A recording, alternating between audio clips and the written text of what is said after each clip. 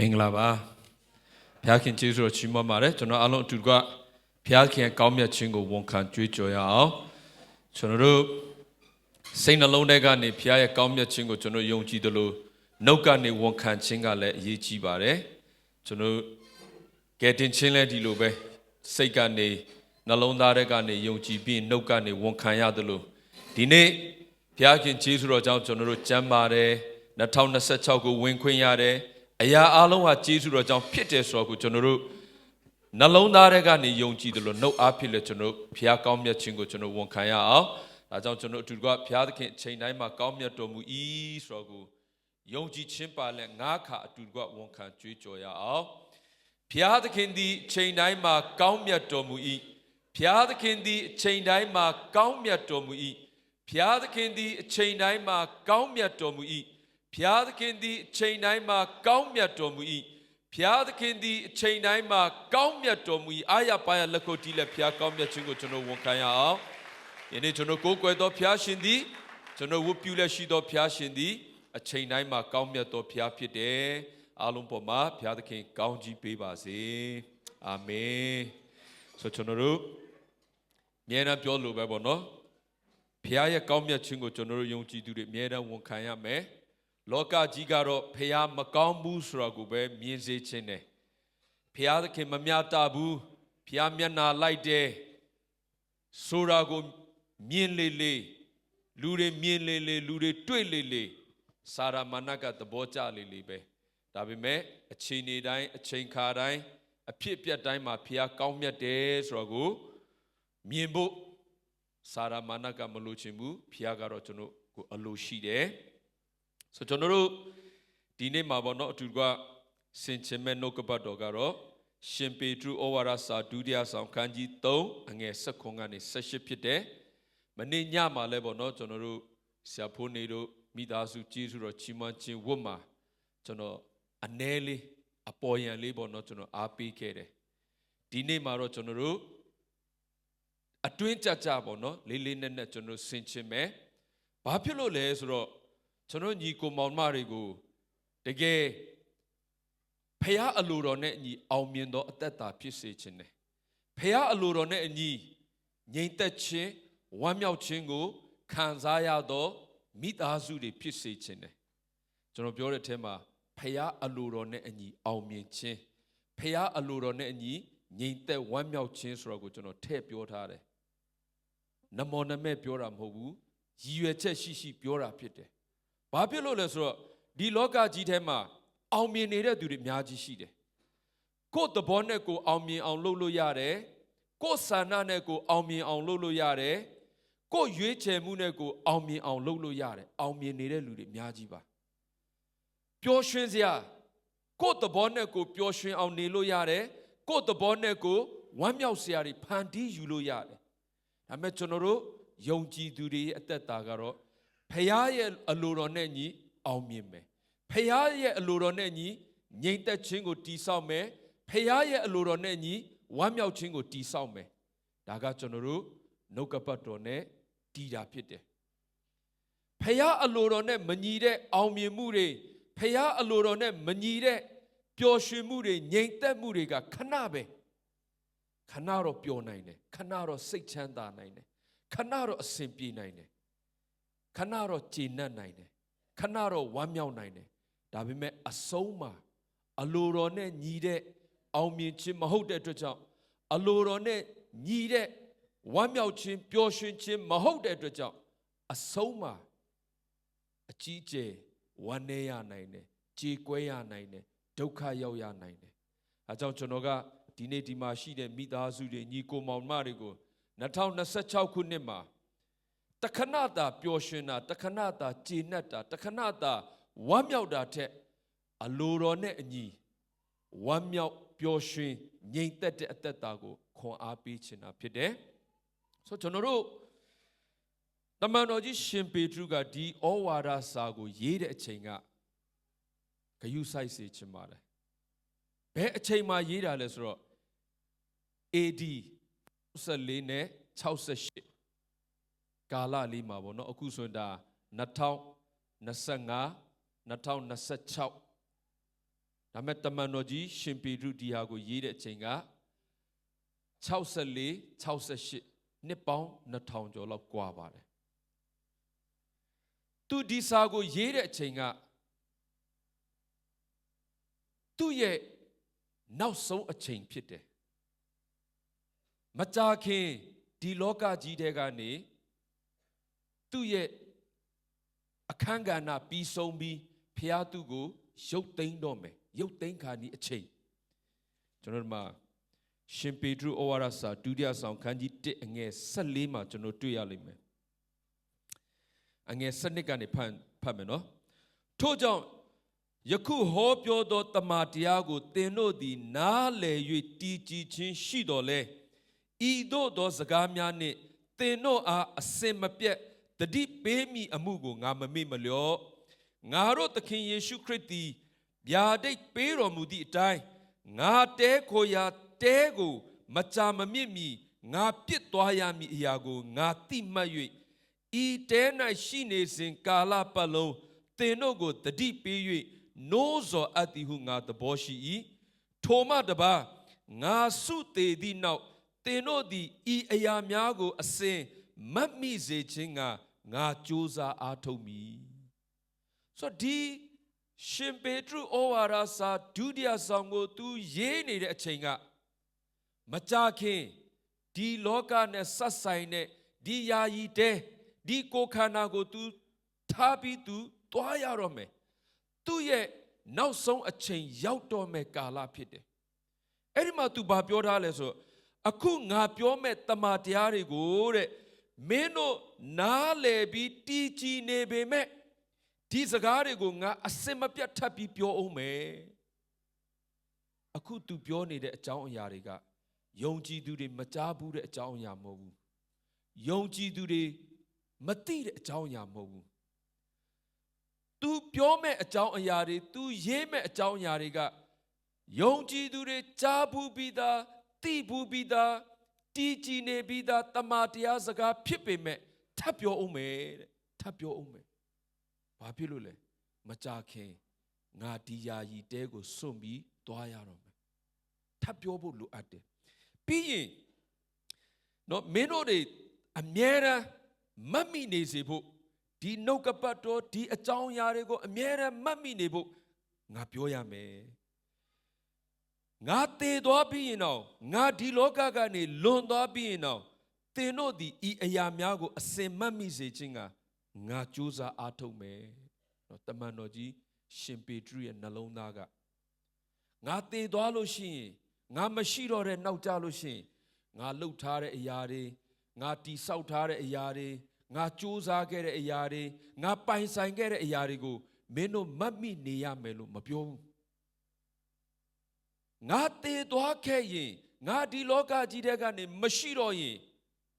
မင်းတို့ဒီတမန်တရားတွေကိုအမြဲမှတ်မိနေဖို့ဒီနှုတ်ကပတ်တော်တွေကိုအမြဲမှတ်မိနေဖို့ငါအမြဲကြိုးစားအားထုတ်မယ်ဆိုတော့ဒါဘာကိုတတိပေးနေတာလဲဆိုတော့သူ့ရဲ့နောက်ဆုံးသေတန်းစာလည်းဖြစ်နိုင်တယ်သူ့ရဲ့သေခါနီးအချိန်မှာရေးတဲ့စာလည်းဖြစ်တယ်ဆိုသူဒီလောကကနေထွက်ခွာနီးအချိန်မှာအဓိကသူနှလုံးသားထဲမှာဝန်တာထားပြီးပုံအပ်ပြီးပြင်ဆင်နေတာကဘာလဲဆိုတော့ယုံကြည်သူတွေရဲ့ယုံကြည်ခြင်းတည်ကြည်နေတဲ့အသက်တာကနေမရွေ့လျော့သွားစေဖို့ဒီတမန်တရားပေါ်မှာအမြဲတမ်းခိုင်ခန့်နေစေဖို့သူအလေးအနက်ထားပြီးပြောနေတာဖြစ်တယ်ဒါသူ့ရဲ့အမှုတော်ဆောင်ခြင်းပဲဒီနေ့ကျွန်တော်ရဲ့အသက်တာအတွက်ကျွန်တော်ဆင်ခြင်တယ်ကျွန်တော်တို့အသက်ရှင်နေချိန်မှာဘုရားခင်ကိုယ်ကိုအသုံးပြုနေချိန်မှာလည်းဒီမှာရှိတဲ့ဘုရားကိုယ်ကိုအပ်ထားပေးတဲ့သူတွေဘုရားကိုယ်ကိုအပ်ထားပေးတဲ့မိသားစုတွေယုံကြည်သူတွေအတွက်နှုတ်ကပတ်တော်နဲ့အသက်ရှင်ဖို့တမန်တရားနဲ့အသက်ရှင်ဖို့ပဲကျွန်တော်တိုက်တွန်းမှာဖြစ်တယ်ကျွန်တော်တို့မရှိတော့တဲ့နောက်မှာလည်းဒီမှာရှိတဲ့မျိုးဆက်သစ်တွေဒီမှာရှိတဲ့ယုံကြည်သူတွေဆက်ပြီးမှဒီတမန်တရားပေါ်မှာပဲမှတ်မိပြီးဒီတမန်တရားကိုပဲဆွဲလန်းပြီးဒီတမန်တရားနဲ့ဆက်ပြီးအသက်ရှင်ဖို့ရန်အတွက်ပဲကျွန်တော်တို့လည်းအသက်တာကိုစက္ကန့်မဲ့တိုက်တွန်းမယ် တမန်တော်ကြီးရှင်ပေတရုစီကနေကျွန်တော်သင်ယူရတဲ့အရာဘာဖြစ်လို့လဲအင်မတန်မှအရေးကြီးလို့ယုံကြည်သူတွေရဲ့အသက်တာဖျားသားသမီးတွေရဲ့အသက်တာတမာတရားနဲ့အသက်ရှင်နေတဲ့အသက်တာကအင်မတန်မှအရေးကြီးတယ်ဒါကိုသူကမြင်စေခြင်းတယ်ဒါကိုသူကတွေ့စေခြင်းတယ်အဲ့ဒီအတွက်ကြောင့်သူ့ရဲ့နောက်ဆုံးအချိန်လေးမှာအလေးအနက်ထားပြီးမှသူတိုက်တွန်းတာအဲကြောင့်ကျွန်တော်တို့ဒီနေ့နှုတ်ကပတ်တော်ကိုဆင်ခြင်တဲ့အခါမှာလဲတကယ်အလေးအနက်ထားပြီးဆင်ခြင်စေခြင်းနဲ့ခံယူစေခြင်းနဲ့ဆိုကျွန်တော်တို့ဆက်ပြီးဖတ်တဲ့အခါမှာပေါ့နော်ဘာဖြစ်လို့ဒီနှုတ်ကပတ်တော်ကိုသူရေးရတာလဲဆိုလို့ရှိရင်အဲ့ဒီအချိန်မှာအဲ့ဒီကာလမှာဣသရေလနိုင်ငံကဣသရေလတိုင်းပြည်ကယောမဘုရင်ရဲ့လက်အောက်မှာရောက်နေတယ်ဆိုတော့တစ်ဖက်မှာယောမရဲ့ဖိနှိပ်မှုတွေချုပ်ချယ်မှုတွေခံနေရတယ်အသင်းတော်ကယုံကြည်သူတွေကအဲ့ဒီအချိန်မှာနီရိုနော်ယောမဘုရင်ကတခါတည်းခရိယန်ဆိုလို့ရှင်ဖမ်းပြီးချင်းသေးစာကြွေးတာသူ့ရဲ့စိတ်ကူးနဲ့သူဒီမြို့ကိုပြန်တိဆောက်ခြင်းတဲ့အရာတွေမှာသူနော်ခရိယန်တွေကိုပြဿနာရှာတာ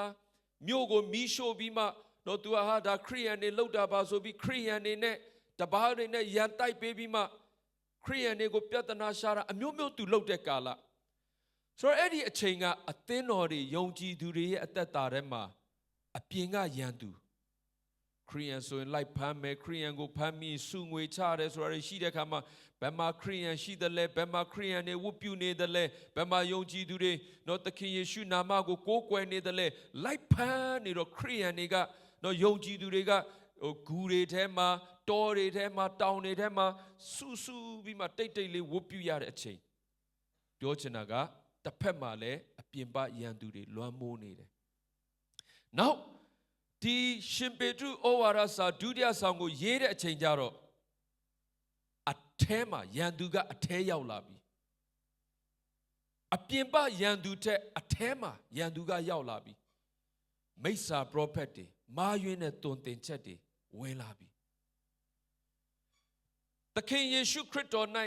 တည်ကြည်နေတဲ့အသက်တာနှုတ်ကပတ်တော်တမန်တရားနဲ့တည်ကြည်နေတဲ့အသက်တာကနေအဲ့ဒီမာယွင်းတဲ့ prophet တွေမာယွင်းတဲ့တုန်တင်မှုတွေကနှုတ်ကပတ်တော်ပေါ်မှာမရက်တည်ဖို့တမန်တရားနဲ့အသက်မရှင်ဖို့လာပြီးဖျားယောင်းတွေးဆောင်ပြီသူတို့အဓိကဘာတွေကိုယူလာပြီးမှဖျားယောင်းတွေးဆောင်တယ်လဲဆိုရင်တစ်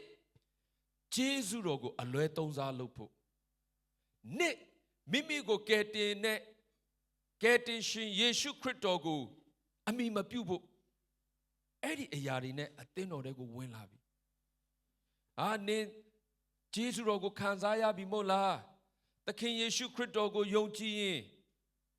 ဂျေဇုတော်အပြင်သာရအသက်ရပြီယေရှုခရစ်တော်ကိုယုံကြည်ရင်ဂျေဇုတော်အပြင်အပြစ်လွတ်ခြင်းရပြီယေရှုခရစ်တော်ကိုယုံကြည်ရင်ဂျေဇုတော်အပြင်ကောင်းကင်နိုင်ငံရောက်ပြီဒါကြောင့်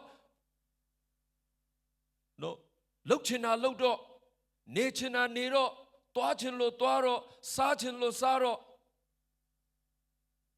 လွတ်လပ်နေတော့လွတ်လပ်သွားလာတော့ဂျေဇုတော်ကိုအလွဲသုံးစားလုပ်ဖို့သင်ပေးလာပြီဂျေဇုတော်ကိုအလွဲသုံးစားလုပ်ဖို့ဒီမာယွင်းတဲ့တုန်တင်မှုတွေကဝင်လာပြီဒီနေ့လည်းအများကြီးရှိပါတယ်ယေရှုခရစ်တော်ရဲ့ဂျေဇုတော်အပြင်အပြစ်လွတ်ခြင်းခွင့်ရပြီအရက်ပဲတောက်ဆေးလိပ်ပဲတောက်ကွန်ပဲစားမူရစေဝါပဲလှုပ်အပျော်အပါပဲလှုပ်ဘာပဲလှုပ်ကြိုက်တာလှုပ်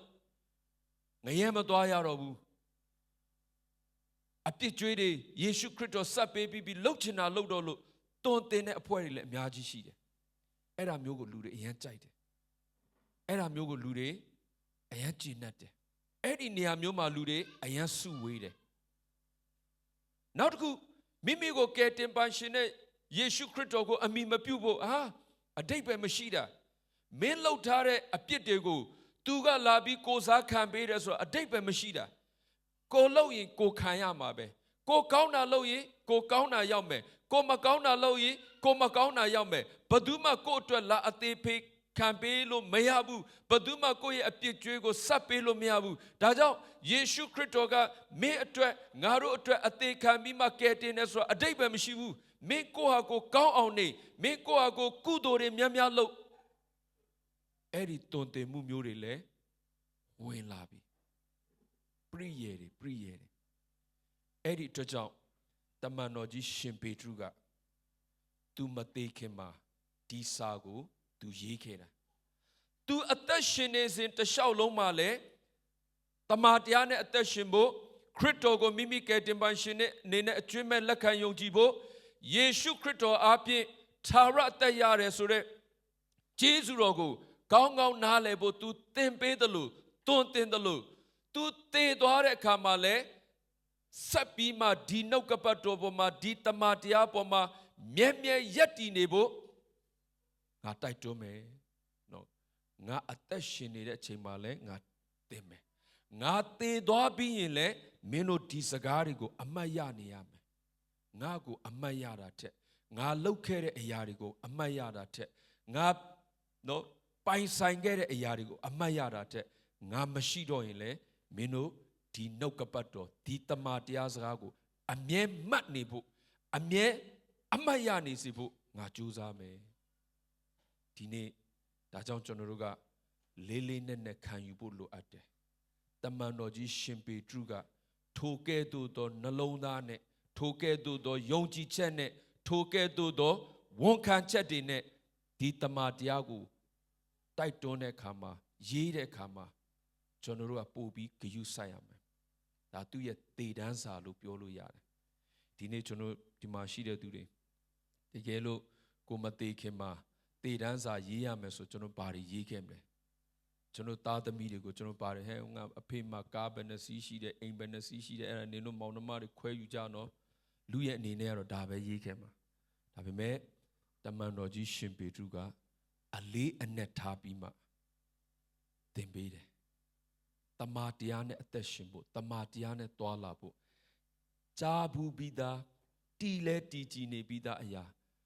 မရွေ့လျော့သွားစေဖို့ तू အလေးအနက်ထားပြီးတွင်တင်တယ်ဒါကြောင့် तू ဘာပြောလဲဆိုတော့ချစ်သူတို့တဲ့မတရားသောသူတို့ဤပရိယေအားဖြင့်ပရိယေမတရားသောသူတို့ရဲ့ပရိယေကျွန်တော်တို့အကယ်၍မတရားသောသူတို့ရဲ့ပရိယေလို့ပြောလို့ရှိရင်ကျွန်တော်မျက်စိထဲမှာပါမြင်လာလဲဆိုတော့ကျွန်တော်တို့ကိုအရက်တောက်ဖို့ကျွန်တော်တို့ကိုမူရစေဝါတုံးဆွဲဖို့ကျွန်တော်တို့ကိုလောင်ကစားလုပ်ဖို့ကျွန်တော်တို့ကိုလော်ကီအပျော်အပါးထဲမှာလိုက်ဖို့အဲ့လိုခေါ်တဲ့သူအဲ့လိုဖျားယောင်းတဲ့သူအဲ့လိုသွေးဆောင်တဲ့သူတွေကိုကျွန်တော်ပြေးမြင်တတ်တယ်မှန်ပါတယ်အဲ့ဒီအရာတွေလည်းဂရုစိုက်ရမယ်စာရမဏတ်ကကျွန်တော်တို့ရဲ့တည်ကြည်နေတဲ့ယုံကြည်ခြင်းတွေကျွန်တော်တို့ရဲ့တည်ကြည်နေတဲ့မိသားစုတွေကျွန်တော်တို့ရဲ့တည်ကြည်နေတဲ့အသက်တာကိုဖြိုခွဲဖို့ရန်အတွက်ပရိယေမျိုးစုံသုံးပါတယ်ခုနကလိုပြောတဲ့အရက်မတောက်တတ်တဲ့သူကိုအရက်တောက်တတ်ဖို့လောင်ကစားမလုပ်တတ်တဲ့သူကိုလောင်ကစားထဲမှာနစ်မွန်းသွားဖို့အပျော်အပါးမမက်တဲ့သူကိုအပျော်အပါးနဲ့ပျက်စီးဆုံးရှုံးဖို့လောက်တတ်တယ်လို့ဖျားယောင်းသွေးဆောင်တတ်တယ်လို့တခြားသောပရိယေတွေလည်းအများကြီးရှိပါတယ်အမေအဲ့ဒီတခြားသောပရိယေတွေကိုတော့ယုံကြည်သူတွေတော်တော်များများကတတိမထားမိဘူးခုနကပြောတဲ့အရက်တောက်မယ်လောင်ကစားလုံးမယ်ဖျားเจ้าမတက်ဖို့ဖျားနဲ့မိတ္တာရမဖွဲဖို့တိုက်တွန်းတဲ့အရာဆိုတော့ချက်ချင်းဟာဒါငါ့ကိုလာပြီးဖျားယောင်းသွေးဆောင်နေပြီငါအသက်တာကိုလမ်းလွဲအောင်ဖျားယောင်းသွေးဆောင်နေပြီလို့တန်းပြီးသိတယ်အမေစာရမဏတ်ကအင်မတန်မှပါနှက်ပါတယ်သူ့မှာပရိယေတွေမျိုးစုံရှိတယ်အဲ့ဒီထဲကကျွန်တော်တို့ယုံကြည်သူတွေအမှုမဲ့အမတ်မဲ့တတိမထားမိတဲ့ပရိယေလေးတချို့ကိုကျွန်တော်ဖော်ပြခြင်းတယ်နံပါတ်1တစ်ချက်ကပါလဲဆိုတော့စာရမဏတ်သုံးတဲ့ပရိယေကကျွန်တော်တို့ကိုအလုတ်များသောလူကောင်းတယောက်ဖြစ်အောင်သူလှုပ်ထားတတ်တယ်အလုတ်များသောအင်မတန်မှအလုတ်များသောခရိယန်တယောက်ဖြစ်အောင်သူလှုပ်ထားတတ်တယ်အင်မတန်မှအလုတ်ရှုံနေတဲ့ ယုံကြည်သူတယောက်ဖြစ်အောင် तू လှုပ်ထားတယ်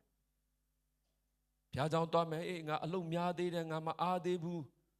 ငါပညာတွေသင်ရအောင်မယ်ငါဝင်ငွေတွေစုရအောင်မယ်ငါဟိုဟာဖိုးတွေပေးရအောင်မယ်ဒီဟာဖိုးတွေပေးရအောင်မယ်ငါသားတွေရဲ့အနာဂတ်အတွက်ငါကလေးတွေရဲ့အနာဂတ်အတွက်ငါလှုပ်ရအောင်မယ်ရုန်းကန်ရအောင်မယ်အဲ့ဓာတွေပြီးသွားရင်ပါဝင်မယ်အဲ့ဓာတွေပြီးသွားရင်စက္ကပ်မယ်အဲ့ဓာတွေပြီးသွားရင်ဖះအတွက်အစေခံမယ်အဲ့ဓာတွေပြီးသွားရင်ဖះနဲ့အချိန်ယူမယ်အဲ့ဓာတွေလှုပ်ရှားတွေအားလုံးလှုပ်ပြီးသွားတဲ့အချိန်ကြလို့ရှိရင်ဖះနဲ့သွားလာမယ်အဲ့ဒီပရိယေတွေစာရမဏေအရန်သုံးထားတယ်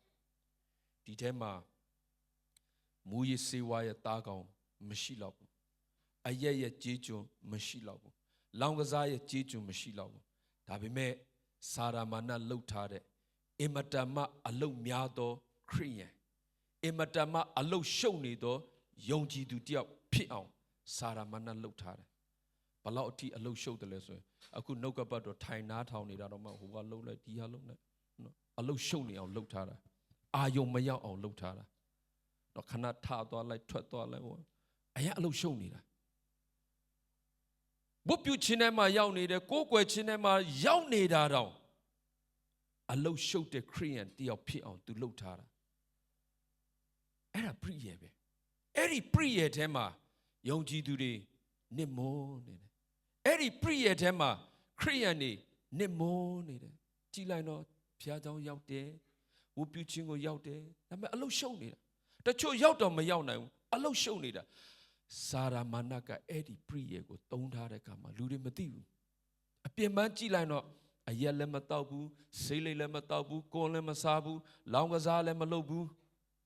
မိသားစုအတွက်ကြိုးစားနေတယ်မိသားစုအတွက်ရုန်းကန်နေတယ်နော်မိသားစုရဲ့အနာဂတ်အတွက်ပြင်ဆင်နေတယ်အယံအားရစရာကောင်းတဲ့အယံအလုတ်များပြီးအလုတ်ရှုပ်နေတဲ့အယံကောင်းတဲ့ခရိယန်တယောက်သူဖြစ်အောင်ပရိယေလှုပ်ထားတယ်နောက်တစ်ခုကဘာလဲဆိုတော့သူ့ရဲ့ပရိယေတစ်ခုကဂျေဇုတော်ကိုအလွဲသုံးစားလုပ်ဖို့အစောပိုင်းမှာကျွန်တော်ပြောခဲ့တဲ့အတိုင်းဂျေဇုတော်အပြင်ကယ်တင်ခြင်းရပြီဂျေဇုတော်အပြင်ထာဝရအသက်ရပြီမင်းကောင်းလို့ကယ်တင်ခြင်းရတာမဟုတ်မင်းကြိုးစားလို့ထာဝရအသက်ရတာမဟုတ်ဖခင်သခင်ကတင့်ကိုချစ်လွန်းလို့တင့်အတွက်တပါးသီးသောသားတော်ယေရှုခရစ်တော်ကိုအသေးခံပြီးမှရွေးနှုတ်ထားပြီးကယ်တင်ထားပြီးဒါကြောင့်အမြဲတမ်းဖခင်ကြောင့်မတော်လဲရပါတယ်အမြဲတမ်းဖခင်အတွက်မဆက်ကလည်းရပါတယ်ကျမ်းစာကိုအစဉ်ပြေတဲ့အချိန်မှာဖတ်လဲရပါတယ်ဖခင်အတွက်ဆက်ကတဲ့အသက်တာကိုကိုနေကောင်းနေမှကိုလောက်ရမယ့်အရာတွေကိုလောက်ပြီးသွားမှဖတ်လဲအစဉ်ပြေပါတယ်အဲ့ဒီအရာလဲဒုတိယပရိယေစာရမဏေကအဲ့ဒီပရိယေတွေကိုလည်းတုံးထားတယ်အဲ့ဒီခါမှာယုံကြည်သူအများစုကပြောင်းလဲလာတဲ့ယုံကြည်သူအများစုကဟုတ်တာပဲငါတို့ကယေရှုခရစ်တော်ကိုမိမိကယ်တင်ရှင်ဖြစ်လက်ခံယုံကြည်ထားပြီးငါတို့ဖျားကြောင်သွားလို့ကယ်တင်ခြင်းရတာမဟုတ်ဘူးကျမ်းစာပတ်လို့ကယ်တင်ခြင်းရတာမဟုတ်ဘူးကောင်းတာတွေလုပ်လို့ကယ်တင်ခြင်းရတာမဟုတ်ဘူးဒါကြောင့်ဂျေဇုတော်အပြင်ကယ်တင်ခြင်းရတာပြီးဖြစ်တဲ့အတွက်ကြောင့်လုံနိုင်တာလေးတွေလုံမယ်ဖတ်နိုင်ဖတ်မယ်မဖတ်နိုင်မဖတ်အဲ့ဒီပရိယေတွေအဲ့ဒီပရိယေထဲမှာနစ်မိုးနေတဲ့ယုံကြည်သူတွေများတဲ့ထက်များလာတယ်ဂျေဇုတော်ကိုအလွဲသုံးစားလုပ်တာဂျေဇုတော်ကိုမထီမဲ့မြင်ပြူတာဖခင်ရဲ့ဂျေဇုတော်ကိုမှန်မှန်ကန်ကန်နားမလည်တဲ့အခါမှာ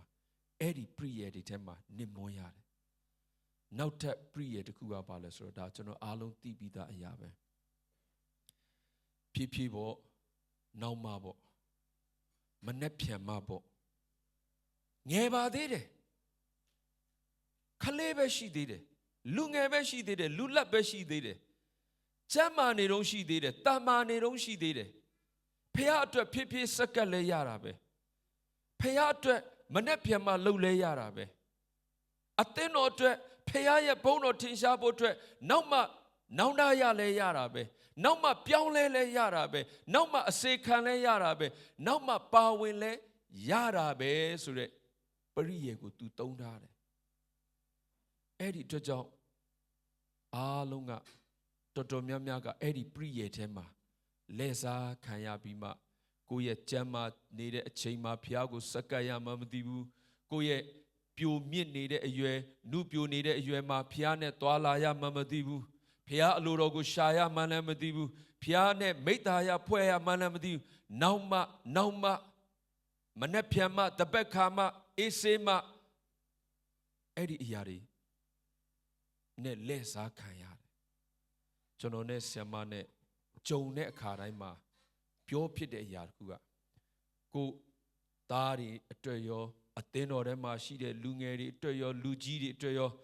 General Mier and Pure Pipi General Say a Puzon Ayaga Eddie a Chele Pare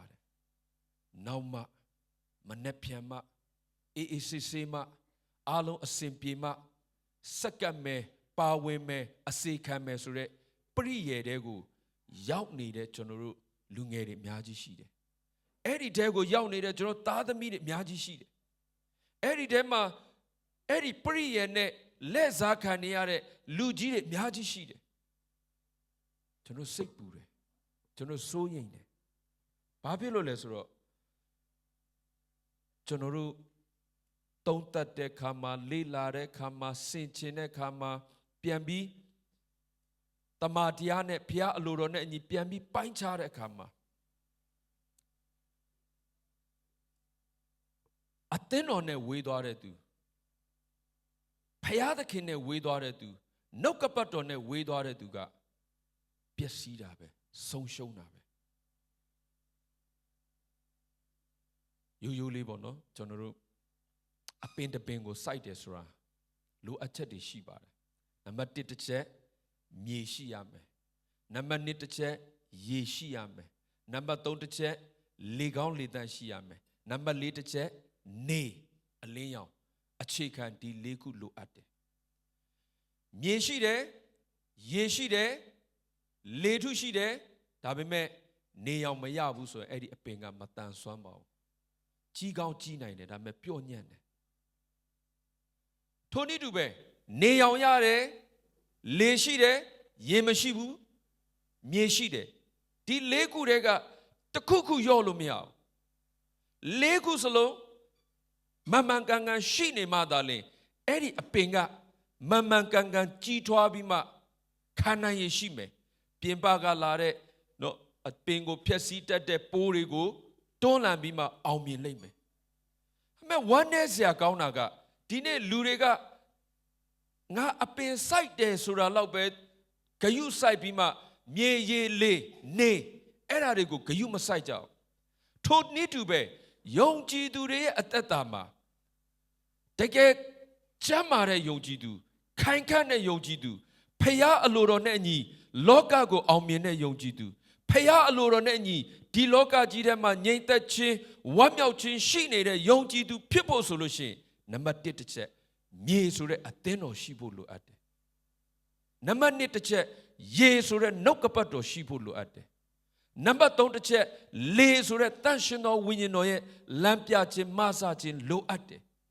Number later ne a leon sure piad kinye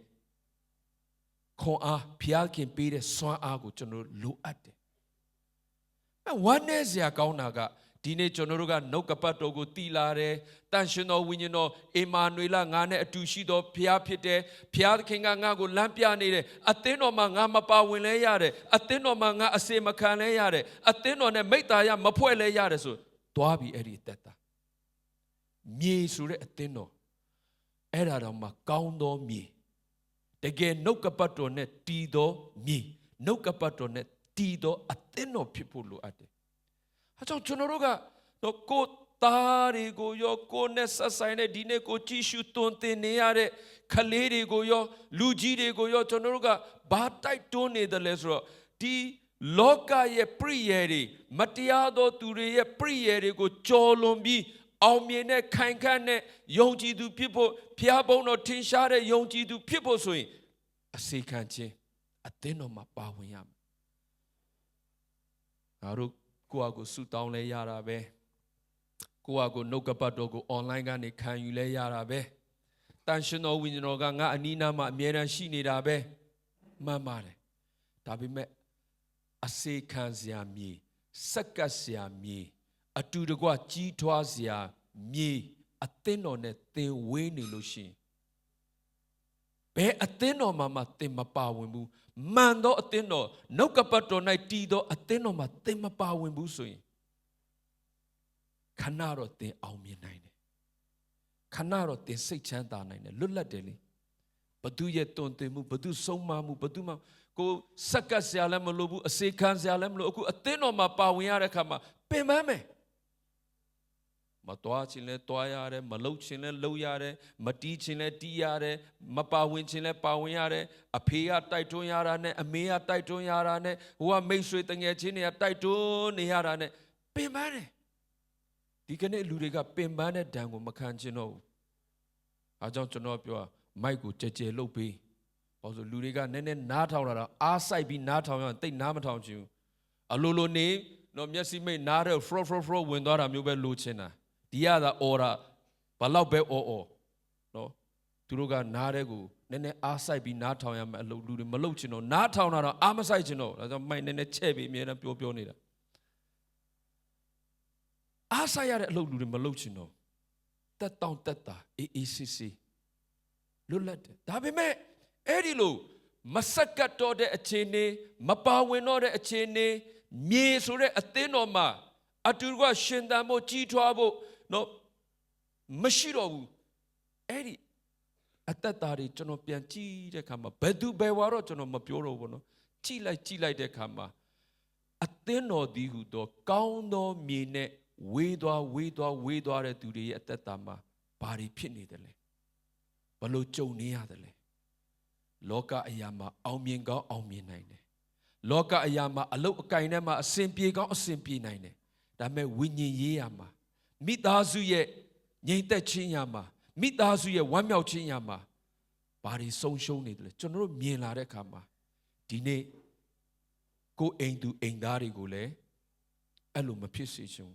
ဘူးကိုဖျားအပ်ထားပေးတဲ့ခလေးတွေသားသမီးတွေလူကြီးတွေရဲ့အသက်တာမှာလည်းအဲ့လိုမဖြစ်စေချင်ပါဝင်မှာစက္ကပ်ပါအစေခံပါအမြဲတမ်းတိုက်တွန်းရတာကအဲ့ဒီအတွက်ကြောင့်ဖြစ်တယ်။ဒါကြောင့်မာနရဲ့ပြည့်ရဲ့ကဆုံးလင်းပါတယ်ကျွန်တော်တို့ကိုအလုံးများနေတဲ့ခရိယန်တယောက်ဖြစ်အောင်ကျွန်တော်တို့ကိုဂျေဇုတော်အလွဲသုံးစားနော်လှုပ်တတ်တဲ့ခရိယန်တယောက်ဖြစ်အောင်ကျွန်တော်တို့ကိုအပေါ်ယံမှာပါဝင်နေတဲ့ပုံစံမျိုးတွေဖြစ်အောင်ပြည့်ရဲ့မျိုးစုံနဲ့သူလှုပ်ထားတယ်နောက်ဆုံးတစ်ချက်ပေါ့နော်အရေးကြီးတဲ့အရာကိုသူသုံးတဲ့ပြည့်ရဲ့အများကြီးရှိပါတယ်အဲ့ဒီထဲမှာနောက်ဆုံးပြည့်ရဲ့ကတော့မာနထောင်လွှားခြင်းပဲမာနထောင်လွှားခြင်းအဲ့ဒီပြည့်ရဲ့ကိုသူထည့်ထားတယ်ဟာငါကတည်နေပြီငါဒါတွေနားလည်ပြီးသားငါ့ကိုဘယ်သူမှလာဆုံးမစရာမလိုဘူးငါ့ကိုဘယ်သူမှလာတွင်တင်စရာမလိုဘူးဟာနော်ခေတ်ကပြောင်းသွားပြီဒါအရင်ကအဖေတို့ခေတ်မဟုတ်တော့ဘူးအမေတို့ခေတ်မဟုတ်တော့ဘူးခေတ်ပြောင်းသွားပြီကျွန်တော်တို့ကိုလာမတွင်တင်နဲ့ကျွန်တော်တို့ကိုမဆုံးမနဲ့ဒီနေ့ခေတ်မှာလူငယ်တွေဘယ်လိုလုပ်နေလဲလူငယ်တွေဘယ်လိုသွားလာနေလဲအားလုံးပြောင်းလဲကုန်ပြီဒါကြောင့်ကျွန်တော်တို့ကိုတင်စရာမလိုဘူးကျွန်တော်တို့ကိုပြောစရာမလိုကျွန်တော်ကိုယ့်အကိုရွေးချယ်လိမ့်မယ်ကျွန်တော်ကိုယ့်အကိုဆုံးဖြတ်လိမ့်မယ်မာနလူငယ်လဲလူငယ်ခေတ်ကာလပေါ်မှာမူတည်ပြီးမာနထောင်လွှားတယ်ကျမ်းတဲ့ပုဂ္ဂိုလ်တွေကလည်းငါတို့ကျမ်းစာဖတ်ပြီးပြီငါတို့ကိုယ်တိုင်နားလည်ပြီးပြီငါတို့ကိုယ်တိုင်သိထားပြီးပြီငါတို့ကအသင်းတော်မှာပါဝင်လာတာဘယ်လောက်ရှိပြီငါတို့ကအသင်းတော်လူကြီးဖြစ်နေပြီငါတို့ကစက္ကတ်ထားတာနှစ်ပေါင်းဘယ်လောက်ရှိနေပြီမာနနဲ့ပြည့်ရဲ့ဘဟုတုတအတွေ့အကြုံများတဲ့သူကလည်းငါတို့ကဘာမှမဟုတ်ပေမဲ့ငါတို့ကဖြတ်တန်းလာခဲ့တဲ့ဘဟုတုတတွေငါတို့ရထားတဲ့အတွေ့အကြုံတွေအများများနေပြီဘဟုတုတနဲ့ဆက်ဆိုင်ပြီးမာနလောကီစည်းစိမ်နဲ့ပတ်သက်တဲ့မာနငါတို့အရင်တုန်းကဘာမှမရှိဘူးအခုဒါတွေရှိလာပြီငါတို့အရင်တုန်းကဒီလိုရုန်းကန်ခဲ့ရတယ်အခုအေးအေးဆေးဆေးရှိလာပြီစည်းစိမ်ဥစ္စာနဲ့ပတ်သက်တဲ့မာနပရိယေ Eri mana de wenlabi, tu temale mana, ko temale mana, holu temale mana, dilu temale mana, mana de alo nea yulabi so ateno lubalau miamia. Kriani balau miamia. Sara majaudo. Majake, di poesia più quedalime. Majake, di midasua, downtania, meltania, picon lidome. Majake, di a time wanjiga, payu pay pitome. Sara mana gong tide. Tajau manaka tu ye prierigo, Julare kama, tu ye prierigo, lote kama, Chonoruga babe mille, taute sare, longza lote, a pure palote, surarigo, damn ye be me. Kunaga, mati mataline, wela de yarigo, Chono matiu. Chono alo le cantare. Edi yari alo, Chono nea petare. Mati matane, Saramana, Luamulare, Saramana, Atonchalare, Yarigo, Chono le cantare. Chinanide. Midazu aumilare, midazuma quenya lare, midazuma asimpilare, ha, pia congi pede, pia jesuro api mazare, pawin I net chain to pawin and mapawin I net chain mapaw, oh, gone like that, jesuro. Mobu, Nico Momano. The Geroli. A sick pin suraga. Ye malonging legane, tani bida.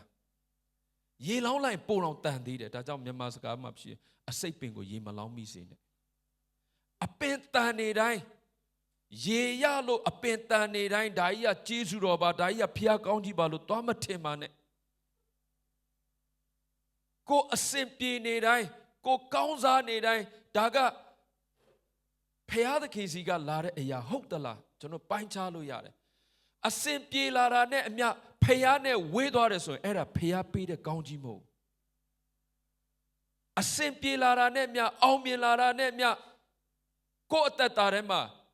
Payago yonjibo yodare, no capato go pashupo yodare, sutamo anelare, payane metaya pueblo anelare so, era paya pay the county mo. Paya the king of Beroma, tu pay the county net, tu go way on Malo. Paya the king of Beroma, tu pay the county net, tu thought the media, tu ne metaya pia on Malo. Sara managada. Saran pay the county ne piano way on loader. The Loloele Panchalo yard. General let Miba, no, Tada Midi, Tari Shide. Tari go General Turu low at the Yarigo, Penny Daga. Turu low at the Yarigo, PC Pedaga.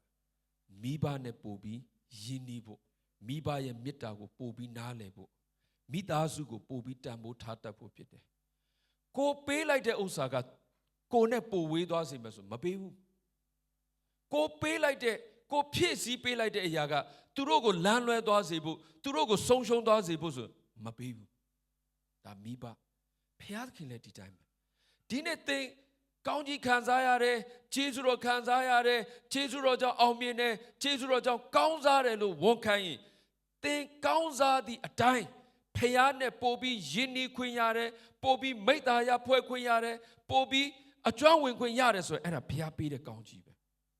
I met think Kaunza Lara Nemia, Payane, Widow, so no, the detail. Era Prietema, Manaya Prietema, Yautuanine.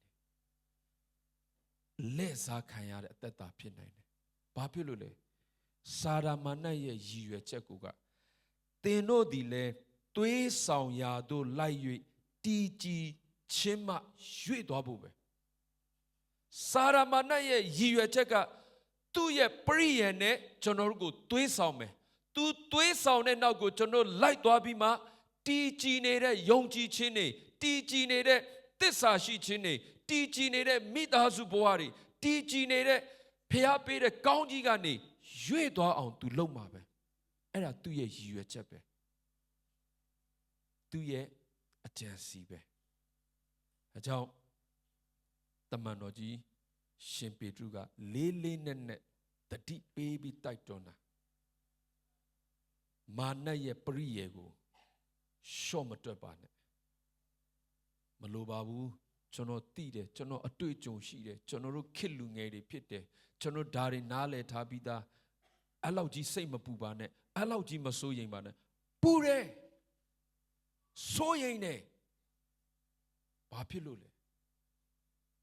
စာရမဏေရဲ့ပရိယေကိုကျွန်တော်တို့သိတယ်စာရမဏေရဲ့ဘလောက်ရက်ဆက်တယ်လဲစာရမဏေဘလောက်ကောက်ကျစ်တယ်လဲမာနကဘလောက်အထိချမ်းကျုပ်တယ်လဲဆိုတာကျွန်တော်တို့သိတယ်ဒီအတွက်စိတ်ပူတယ်စိုးရိမ်တယ်ကိုသားသမီးတွေကိုညီကိုမောင်မတွေကိုဖျားအပ်ထားပေးတဲ့သူတွေရဲ့အသက်တာအတွက်စိုးရိမ်တယ်စိတ်ပူတယ်လူငယ်လေးတယောက်ဒီရက်ပိုင်းလေးမှာဘုန်းတော်ကျွန်တော်စကားပြောဖြစ်တယ်သူ့ကျွန်တော်ပြောတာဒီအသင်းတော်မှာပဲမွေးဒီအသင်းတော်မှာပဲကြီးတဲ့လူငယ်လေးပါပဲခလေးပါပဲကျွန်တော်ပြောဖြစ်လဲဆိုတော့ဗောနော်အခုညီလေးတွေမင်းတို့ရဲ့ညီလေးတွေညီမလေးတွေကမင်းတို့ခစ်ကနဲ့မတူတော့ဘူးကြီးရတာတွေခက်လာတယ်ဘာလို့လဲဆိုသူတို့တနေ့ဖုန်းတွေပဲအာယုံစိုက်လာတယ်သူတို့ခေါင်းထဲမှာအနာဂတ်ဆိုတာမရှိဘူးသူတို့ခေါင်းထဲမှာဖះနဲ့တွာလာဖို့ဆိုတာမရှိဘူးသူတို့ရဲ့ရည်ရွယ်ချက်ကဖုန်းပဲဒီကလေးတွေမှမဟုတ်ဘူးလူငယ်တော်တော်များများမြန်မာပြည်ကနေရောက်လာကြတယ်လာပြီးအလုပ်လုပ်ကြတယ်ပထမဆုံးသူတို့ရဲ့ပန်းနိုင်ကဖုန်းကောင်းကောင်းတစ်လုံးရဖို့ဖုန်းကောင်းကောင်းတစ်လုံးရဖို့ဒါသူတို့ရည်ရွယ်ချက်ပဲအဲဖုန်းရတာသူတို့ကဘာပဲဖုန်းမရမချင်းတော့သူတို့အလုပ်ကောင်းကောင်းလုပ်လိမ့်မယ်စူးစမ်းပြီးလုပ်လိမ့်မယ်ဖုန်းသာရသွားပြီးအဲဖုန်းတစ်လုံးနဲ့သူတို့ကျဉ်တ်သွားပြီအလုပ်ပြုတ်တာတွေမပြုတ်တာတွေစိတ်ဝင်စားတော့ပတ်စံလေးနည်းနည်းရှိရင်မမတော့ဝယ်စားမယ်နေလို့ရတယ်တနေ့ကုန်ဖုန်းနဲ့နေလို့ရတယ်နောက်နည်းနည်းလေးသူတို့ပြင်းသွားပြီဆိုရင်သူတို့ရည်ရွယ်ချက်ကပါလဲစိုက်ကယ်ကောင်းကောင်းဝင်မယ်စိုက်ကယ်ဝင်မယ်ရှောက်လဲမယ်ရှောက်သွားမယ်စိုက်ကယ်ကိုနော်အခုဒီမှာရှိတဲ့လူတွေတော့မဝယ်ကြတဲ့စိုက်ကယ်မျိုးတွေသူအကောင်းဆုံးစေးအကြီးဆုံးတို့ရအောင်ဝယ်မယ်ဒါသူတို့အဲ့ဒါပြီးတော့သူတို့တိုက်ချင်လဲတိုက်မယ်မောက်ချင်လဲမောက်မယ်သူယူမစားသွား from အဲ့ဒါမျိုးလေးတွေကျွန်တော်သူပြောပြတဲ့ခါမှာသူကကျွန်တော်ဘာပြောလဲဆိုဆရာပေါ့နော်ခလေးတွေလူငယ်တွေအဲ့လိုဖြစ်တဲ့အခါမှာဖုန်းကြောင်ကြီးပဲလို့တော့သွားအပြစ်တင်လို့မရဘူးနဲ့တူတယ်ဆရာမိဘတွေရဲ့ဥစ္စာလည်းပါမယ်နဲ့တူတယ်တဲ့ဥပမာကျွန်တော်ဆိုရင်တဲ့ကျွန်တော်ဝါသနာပါတဲ့အရာကိုနောက်ကြမှာကျွန်တော်လှုပ်ခွင့်ရတယ်ကျွန်တော်ဝါသနာပါတဲ့အရာကိုအခုမှကျွန်တော်လာပြီးလေ့လာခွင့်ရတယ်ကျွန်တော်နောက်ကျသွားတယ်စောစောတွေကသာကျွန်တော်ဝါသနာပါတဲ့အရာကိုလှုပ်ခွင့်ရခဲ့မယ်ကျွန်တော်ဝါသနာပါတဲ့အရာကိုနော်သင်ယူခွင့်ရခဲ့မယ်ဆိုရင်ကျွန်တော်ဒီထက်အများကြီးရောက်နေပြီလို့ပြောတဲ့အခါမှာဟုတ်တယ်လို့ပဲဒါပေမဲ့ကျွန်တော်ချက်ချင်းပါပြောလဲဟုတ်တယ်ဒါပေမဲ့နေစဉ်းစားကြည့်နေခလေးဘဝမှာနေနော်ဒီမှာမွေးဒီမှာကြည့်နေခလေးဘဝမှာအဲ့ဒီလွန်ခဲ့တဲ့နှစ်20လောက်ကလွန်ခဲ့တဲ့နှစ်20လောက်ကအသင်းတော်ဆိုတာတေကာစလေးပဲရှိသေးတယ်လွန်ခဲ့တဲ့နှစ်20မှာဖုန်းကိုကောင်းကောင်းသုံးတတ်တာဆရာတယောက်ပဲရှိသေးတယ်အင်တာနက်တို့ဘာလို့ဆိုတာအသင်းတော်မှာဆရာတယောက်ပဲသုံးတတ်နင်တို့မိဘတွေဘာမှမသုံးတတ်သေးဘူးနင်တို့မိဘတွေဘာမှမသိသေးဘူးအင်တာနက် wifi ဘာမှမသိဘူးကွန်ပျူတာတော့တို့မတွေ့ဘူးဆရာတယောက်ပဲရှိတယ်နောက်တစ်ခုအဲ့ဒီအချိန်မှာနင်တို့ရဲ့မိဘတွေကနင်တို့ရဲ့အနာဂတ်အတွက်စီမံကိန်းချဖို့ပလန်ချဖို့မပြောနဲ့သူတို့တောင်မှနောက်တစ်လဘာနဲ့စားမလဲသူတို့တောင်နောက်တစ်လဘယ်မှာအလုပ်ရုံရမလဲပြုတ်မလဲဒါပဲသူတို့ခြာလက်ပတ်လဲနေတဲ့အသက်တာတွေဆိုနေ့ဝါသနာပါတာဘာလဲနေ့စုကျေးဇူးဘာရှိတယ်လဲဆိုတော့သူတို့မသိဘူးနင်းလဲမွေးလာချင်းစကားပြောတတ်တာနဲ့အဖေကျွန်တော်ဒါဝါသနာပါတယ်အမေဒါကျွန်တော်ဒါဝါသနာပါတယ်လို့ပြောရင်တော့တမျိုးစီစဉ်ပေးနိုင်မှာပေါ့။ဒါပေမဲ့အဲ့ဒီတုန်းကအားလုံးကကြည်နေရတာဆိုဆရာကဘာကြည်တယ်လဲဆိုတော့ဆရာသားတွေဆိုလဲဆရာတည်တယ်မို့လား။တော့ဒီကလေးကတိုင်ကွမ်ဒိုများဝါသနာပါမလားဘောလုံးများဝါသနာပါမလားပကြီးများဝါသနာပါမလားစန္ဒယာများဝါသနာပါမလားဂီတာများဝါသနာပါမလားတရားဟောတာများဝါသနာပါမလားဆရာတို့အကုန်လုံးဟိုနဲ့ဒီလဲနဲ့လိုက်ဆက် လိုက်လုတ်ခိုင်းပြီးမှပြင်ရတယ်အဲ့ဒီထဲကနေမှတဖြည်းဖြည်းနဲ့ဒါသူ့ရဲ့ဝါသနာပါတာပဲဒါသူ့ရဲ့စုကျေးစုပဲဆိုတော့ကိုဆရာတို့ကဖော်ထုတ်ရတာအဲ့ဒါကြောင့်နင့်စိတ်ထဲမှာထင်တဲ့အတိုင်းမိဘတွေကနင့်ဝါသနာပါတာကိုတားထားလို့နင့်ဝါသနာပါတာကိုပေးမလို့နင့်နောက်ကျရပါတယ်နေရပါတယ်ဆိုတဲ့အတွေးခေါ်ကိုထုတ်လိုက်ပါအခြေအနေနဲ့အချိန်ခါအရာတစ်ခုချင်းဖြစ်တယ်ဆိုကျွန်တော်တို့ရှင်းပြရတယ်ကျွန်တော်သားသမီးတွေအတွက်ကျွန်တော်ကလေးတွေအတွက်သူစိတ်ထဲမှာငါတို့မလုပ်ချင်တာတွေကိုလုပ်ခဲ့ရပြီးငါတို့လုပ်ချင်တာတွေနောက်မှလုပ်ရတော့ငါတို့အရင်နောက်ကျသွားတယ်ဘာဖြစ်တယ်ညာဖြစ်တယ်တကယ်တမ်းကျတော့ကျွန်တော်တို့တွေကိုယ်တိုင်လဲကိုယ်အသက်တာကိုတီဆောက်ပြီးကြီးထွားလာရတာဆိုတော့အဲ့ဒါကျွန်တော်ရှင်းပြပြီးတော့အခုနင်းရဲ့နောက်မှာမွေးလာတဲ့နင်းရဲ့နောက်မှာရှိနေတဲ့နင်းတို့အောက်မှာရှိနေတဲ့ကလေးတွေကြတော့အများကြီးမျက်စိပွင့်လာပြီအသင်းတော်ထဲမှာအခွင့်အရေးတွေအများကြီးရှိတယ်စန္ဒယာလာဂီတာလာဘာတင်ချင်တယ်လဲတယောတင်ချင်တယ်လားအင်္ဂလိပ်စာအကုန်လုံးအသင်းတော်ထဲမှာအခွင့်အရေးရှိတယ်နင်တို့ဘာဝါဒနာပါတယ်လဲတိတိကျကျပြောလိုက်ပန့်ပိုးပေးနိုင်တဲ့ပန့်ပိုးပေးမဲ့အသင်းတော်ရှိတယ်မိဘရှိတယ်အမေဝမ်းနေစရာကောင်းတာအခုဒီမျိုးဆက်တစ်တွေဒီအခွင့်အရေးရပေမဲ့သူတို့ဘာဝါဒနာပါမှန်းသူတို့မသိဖုန်းစာတင်တာတော့ဒီဘက်မှာ game ဆိုဒီဘက်မှာဖုန်းအဲ့ဒါတွေဆိုရင်ဘယ်လိုလုပ်မလဲဆိုကျွန်တော်ပြောချင်တဲ့အရာတစ်ခုကနီးမျိုးစုံနဲ့ယုံကြည်သူတွေရဲ့အသက်တာခလေးလူကြီးအသက်တာလူငယ်တွေရဲ့အသက်တာကိုလက်ဖျားဖို့စာရမဏေကအမျိုးမျိုးဝင်နေတာမသိရင်ကိုယ်တွေလူကြီးတွေကကိုယ်တွေတော့မိဘတွေကသူတို့ကိုလွှမ်းမိုးထားလို့ချုပ်ကင်ထားလို့ထိန်းချုပ်ထားလို့သူတို့မတိုးတက်တာသူတို့မအောင်မြင်တာသူတို့မကြီးပွားတာဆိုရက်အရာမျိုးတွေလည်းဒီထဲမှာဝင်အောင်လုပ်ထားတာတကယ်လို့များတာကျွန်တော်တို့ဒီနှုတ်ကပတ်တော်နဲ့မတီဆောက်ခဲ့ဘူးနှုတ်ကပတ်တော်နဲ့မသွားလာခဲ့ဘူးနှုတ်ကပတ်တော်နဲ့ပြုပြင်ပြောင်းလဲခြင်းနဲ့မရှိဘူးဆိုလို့ရှိရင်ဒီကလေးတွေဒီလိုနေရတော့ရောက်လာမှာမဟုတ်ဒါကိုကျွန်တော်တို့သူတို့သိစေခြင်းတယ်ကျေးဇူးတော်သိစေခြင်းတယ်အသင်းတော်မှာပါဝင်ခြင်းဆိုတာကိုသိစေခြင်းတယ်တမန်တရားနဲ့အသက်ရှင်ခြင်းဆိုတာကိုသိစေဖို့အတွက်ကျွန်တော်တို့တွေအများကြီးပြင်ဆင်ပေးရမယ့်အရာရှိတယ်ဘာဖြစ်လို့လဲမာနကျွန်တော်တို့သာစောကနေခွင့်ပေးရင်ကျွန်တော်တို့သာကိုယ့်အကိုလှုပ်ပိုင်ခွင့်ရရင်ကျွန်တော်တို့ကိုသာကိုယ့်အကိုဆုံးဖြတ်ခွင့်ရရင်ကျွန်တော်တို့သာကိုယ့်အကိုရွေးချယ်ခွင့်ရရင်ကျွန်တော်ပြောတယ်ဒါတွေအားလုံးဆရာတို့ကြော်ဖြတ်ခဲ့ပြီးပြီဒါတွေအားလုံးကိုယ်တိုင်ကြုံခဲ့ပြီးပြီကိုယ့်အကိုလွတ်လွတ်လပ်လပ်ရွေးချယ်ဖို့ဆုံးဖြတ်ဖို့နော်မိဘရဲ့ guideline ပေးတာတွေကိုမနာခံမဲနဲ့တွားဖို့လုပ်ခဲ့ပြီးပြီကျေးဇူးတော်ကြောင့်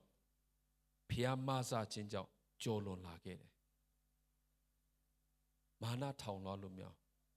အမှုတော်ဆောင်လဲမာနထောင်လွှားလို့မရလူကြီးလဲမာနထောင်လွှားလို့မရလူငယ်လဲမာနထောင်လွှားလို့မရစာရမဏေထိန်းချုပ်ထားတဲ့ထဲ့ထားတဲ့ပရိယေမတရားသောသူရဲ့ပရိယေဆိုတာမင်းတော်ပါတယ်မင်းတက်ပါတယ်မင်းဒါတွေသိပြီးသားပဲမင်းဒါတွေနားလည်ပြီးသားပဲမင်းပတ်ဝန်းကျင်မှာမင်းမြင်နေပြီးသားပဲမင်းဘသူစကားမှနားထောင်မနေနဲ့မင်းဘသူဆုံးမတာကိုမှဝန်ခံမနေနဲ့မင်းဟာမင်းရက်တီလိုက်မင်းဟာမင်းကြိုးစားလိုက်မင်းဟာမင်းအဲ့ဒါတွေကမာနပဲလိုအပ်ပါတယ်ကျွန်တော်ပြောလို့ကျွန်တော်တို့ကိုယ်တိုင်လည်းဒီနေ့ထက်ထိသင်ယူနေပါတယ်လူကြီးစီကပဲဖြစ်ဖြစ်ကလေးစီကပဲဖြစ်ဖြစ်သင်ယူပါတယ်ဘာအတွက်လဲမာနရဲ့ပရိယေနဲ့သွေးဆောင်ခြင်းကိုမလိုက်သွားမိစေဖို့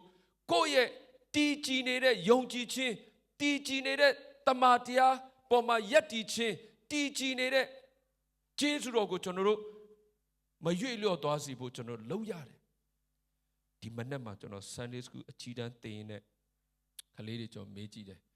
နင်တို့ကိုမကောင်းတာလုပ်ဖို့တိုက်တွန်းတဲ့သူတွေရှိလားအကုန်ရှိတယ်ကလေးတွေလည်းဖျားယောင်းသွေးဆောင်ခြင်းကိုကြုံနေရတယ်ကျွန်တော်တို့တွေဆုတောင်းပေးဖို့ဖြစ်တယ်အဲ့ဒီအတွက်ကိုကိုစောင့်ရှောက်ရမယ်ပေါ့နော်အဲ့ဓာတွေကိုတီးပြီးကျွန်တော်မာနရဲ့ပရိယေတွေကိုတီးပြီးစောင့်ရှောက်ရမယ်ဘာအားဖြင့်စောင့်ရှောက်မလဲနှုတ်ကပတ်တော်နဲ့စောင့်ရှောက်မယ်စာရမဏေကတော့ကျွန်တော်တို့ကိုပရိယေနဲ့မြေဆိုတဲ့အသင်းတော်မှာ မပါဝင်အောင်ဖျားယောင်းမယ်ရေဆိုတဲ့နှုတ်ကပတ်တော်ကိုမခံရအောင်ဖျားယောင်းမယ်လေဆိုတဲ့တန့်ရှင်းသောဝိညာဉ်တော်ရဲ့မဆာခြင်းတွေကိုမမြင်တွေ့တတ်အောင်မခံစားတတ်အောင်လုပ်လိမ့်မယ်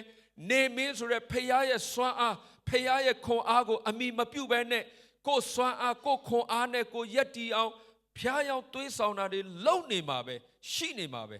ကျွန်တော်တို့ကစောင့်ရှောက်ရမယ်ဘာပဲဖြစ်ဖြစ်ကျွန်မအသက်တာသည်ဘလို့ခံစားချက်မျိုးပဲရှိဘလို့အမှုအရာပဲကြုံအသင်းတော်မှာစက္ကန့်မယ်တဲတဲ့သူရှိမယ်မတဲတဲ့သူရှိမယ်အစင်ပြေတဲ့သူရှိမယ်အစင်မပြေတဲ့သူရှိမယ်ပါဝင်မယ်စက္ကန့်မယ်အစီခံမယ်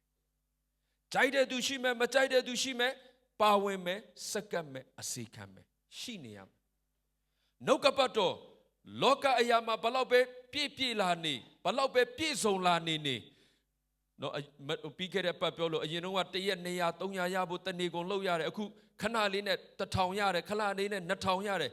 ပတ်စံကကိုယ်ပါဇက်ထဲမှာပဲရှိနေပါစေအောင်အဲ့လိုအခွင့်နေရှိနေပါစေအောင်နှုတ်ကပတ်တော်ကြီးလိုအပ်တယ်တမန်တရားလိုအပ်တယ်ဝိညာဉ်တော်ရဲ့မဆာခြင်းလိုအပ်တယ်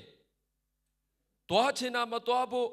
မတွားတဲ့နေရာမှာတွားဖို့မလုံတဲ့နာမလုံမိဖို့လုံတဲ့နာကိုလုံတတ်ဖို့ဖခင်အလိုတော်နဲ့ညီဖို့ဝိညာဉ်တော်ရဲ့မဆာခြင်းလိုအပ်တယ်ဆိုတော့ကိုအမြဲတမ်းဝန်ခံမယ်ဒီလောကကြီးထဲမှာကိုယ်ခွန်အားနဲ့ဖြည့်ရှင်းလို့မရတဲ့အရာတွေအများကြီးပါကိုယ်အစွမ်းအစနဲ့ဖြည့်ရှင်းလို့မရတဲ့အရာတွေအများကြီးပါကိုယ့်ရဲ့ပိုင်ဆိုင်မှုနဲ့ကိုယ့်ရဲ့အခွင့်အာဏာနဲ့ဖြည့်ရှင်းလို့မရတဲ့အရာတွေအများကြီးပါဒီနေ့တင့်သားသမီးကိုတာ၍ကောင်းတဲ့အနာဂတ်ဖြစ်ဖို့ပတ်စံပုံပေးရမယ်ဆိုတင်ဘလောက်ပေးနိုင်လဲတင့်သားသမီးရဲ့အသက်တာတကယ်အောင်မြင်တဲ့အသက်တာဖခင်အသုံးပြုတဲ့အသက်တာဖြစ်ဖို့တင့်ရဲ့အခွင့်အာဏာတွေသုံးရမယ်ဆိုတင့်မှာဘာအာဏာရှိတယ်လဲမရှိဘူးဂျေဇုတော်ဖခင်ပေးတဲ့မဆာခြင်းဖခင်ပေးတဲ့ခွန်အားနေ့စဉ်အသက်ရှင်ခြင်းမှလည်းလိုအပ်တယ်လို့ကိုယ့်ရဲ့ဝိညာဉ်အသက်တာအတွက်လည်းလိုအပ်တယ်ဆိုတော့တိချင်းကဒါကိုစောင့်ရှောက်တာပဲကျွန်တော်အသက်တာထဲမှာအသင်းတော်ကောင်းသောမြေမှာပါဝင်ဆက်ကပ်မယ်ကျွန်တော်အသက်တာနှုတ်ကပတ်တော်ကိုအမြဲတမ်းခံယူမယ်နှုတ်ကပတ်တော်ကတွင်တင်တဲ့အရာကိုအမြဲတမ်းနှလုံးသွင်းမယ်ကျွန်တော်အသက်တာကျွန်မအသက်တာဝိညာဉ်တော်ရဲ့လမ်းပြမှုကိုခံယူမယ်ကျွန်တော်အသက်တာကျွန်မအသက်တာဖခင်ရဲ့ခွန်အားနဲ့ငါကိုမဆာခြင်းကြောင့်ဒီပေါ်ထွက်ရသောတောင်ရိုးတို့ငါမျောကြည့်၏ဆိုတဲ့ဖခင်ရဲ့ခွန်အားနဲ့ပဲယက်တည်မယ်အဲ့ဒါစောင့်ရှောက်တာပဲအဲ့ဒါမိသားစုကိုစောင့်ရှောက်တာအဲ့ဒါကိုယ့်ရဲ့အသက်တာကိုစောင့်ရှောက်တာအဲ့ဒါကိုယ့်ရဲ့ယုံကြည်ခြင်းကိုစောင့်ရှောက်တာအဲ့ဒါကိုယ့်ရဲ့ဝိညာဉ်ကိုစာရမဏေရဲ့လက်ပြားခြင်းကနေစောင့်ရှောက်တာပဲအဲကြောင့်ချစ်တော်ညီကိုမောင်မများစောင့်ရှောက်ပါစိုက်တာကလွယ်တယ်ပြုစုစောင့်ရှောက်ရတာကအရင်အင်မတန်တာဝန်ကြီးတယ်ကျွန်တော်တို့ဒီမှာကစားသမားတွေများတယ်လေဘောလုံးသမားတွေကျွန်တော်တို့လည်းဘောလုံးကစားတာဘောလုံးကစားတဲ့ခါမှာနိုင်နေတဲ့သူနဲ့ရှုံးနေတဲ့သူနဲ့ခံစားချက်ကအချိန်ကုန်လာနီးလေကွာလေပဲကိုကရှုံးနေတယ်အချိန်က2မိနစ်လောက်ပဲလို့တော့ဆိုရှော့လိုက်ပြီဩဘာပဲဖြစ်ဖြစ်ကိုပြက်နဲ့ရှုံးနေပြီဒီ2မိနစ်4နဲ့တော့ဘာပဲဖြစ်ဖြစ်ကျိုးမရှိတော့ပါဘူးပင်မခံနေတော့ဒီ2မိနစ်နဲ့ပြန်ရလဲအလုံးစုံတကူပေါ့ရှုံးခံလိုက်တော့မယ်ရှုံးနေပြီလေဘာလို့အပင်ပန်းခံတော့မှာလဲဒါပေမဲ့ကိုကနိုင်နေတယ်ဆိုလို့ရှိရင်ဒီ2မိနစ်လေးအတွင်းမှာကိုပြန်မပေးရဖို့အရေးဒီ2မိနစ်လေးအတွင်းမှာဟိုဘက်ကစူးစမ်းပြီးကိုပြန်ရှုံးသွားဖို့မဖြစ်ဖို့အရေးအချိန်ကုန်လာတဲ့အမြအနိုင်ကိုတန်ဖိုးထားတဲ့သူကပိုကယူဆိုင်လာတယ်ဒီတိုင်းမှာပဲနော်ကျွန်တော်တို့တွေတနေ့ထက်တနေ့ဖျားကိုအခွင့်အရေးပေးနေတဲ့အရာတွေကိုရလာပြီးဆိုရင်ပြန်ပြီးမဆုံးရှုံးသွားဖို့ကြီးထွားလာတဲ့အရာတွေရင့်ကျက်လာတဲ့အရာတွေတာမာလာတဲ့အရာတွေအချိန်ကုန်ခါနီးလေတရေကြဖို့မပြောနဲ့ရှုံးဖို့မပြောနဲ့တရေတော့အကြခံလို့မရဘူးတရေပေးလို့မရဘူးနိုင်နေပြီးသားအဲ့ဒီအနိုင်ကိုထိန်းထားရမယ်အဲ့ဒီအနိုင်ကိုမထိန်းထားရင်နောက်ဆုံးအချိန်ထိမထိန်းထားနိုင်ရင်နောက်ဆုံးအချိန်ထိကိုယ့်ရဲ့ဂိုးပေါက်ကိုကိုမကာကွယ်ထားနိုင်